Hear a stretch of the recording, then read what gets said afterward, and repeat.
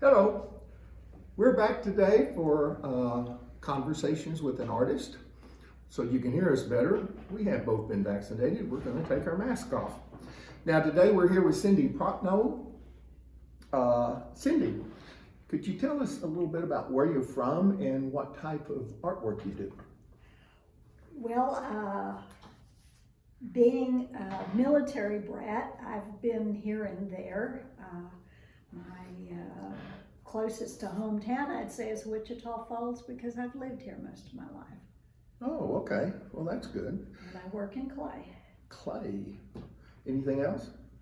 I've had several hobbies over time that haven't matured into good. regular work. Well, I do know Cindy, and she works diligently on coming up with glazes for her ceramics. Now, what led you to become an artist?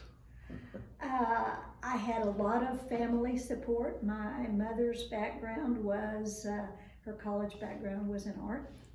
So it was always somewhere in the family, and they encouraged us quite a bit. All right, now with clay, that's a little bit different than painting, which we saw last time. Where do you get your inspiration for the clay that you do? I like to read a lot, and that helps. And there's just something about the tactile part of clay, the touch, that I think is kind of inspiring. Historically, clay has been tied to civilizations in their religious work, in their practical use.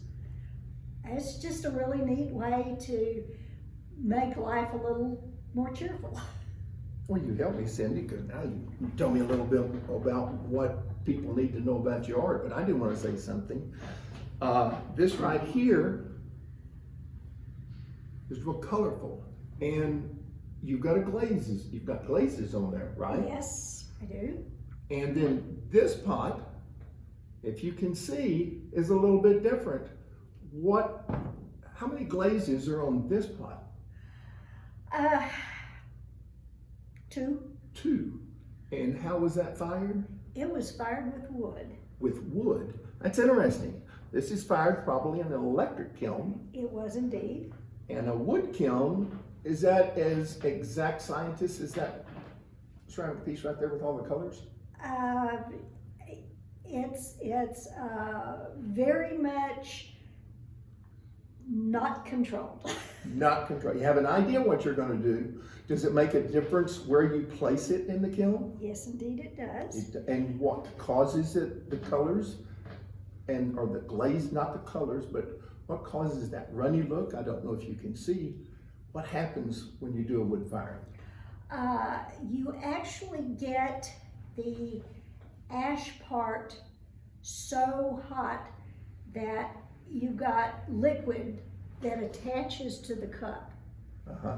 And it usually over 2,000 degrees, which is quite a bit.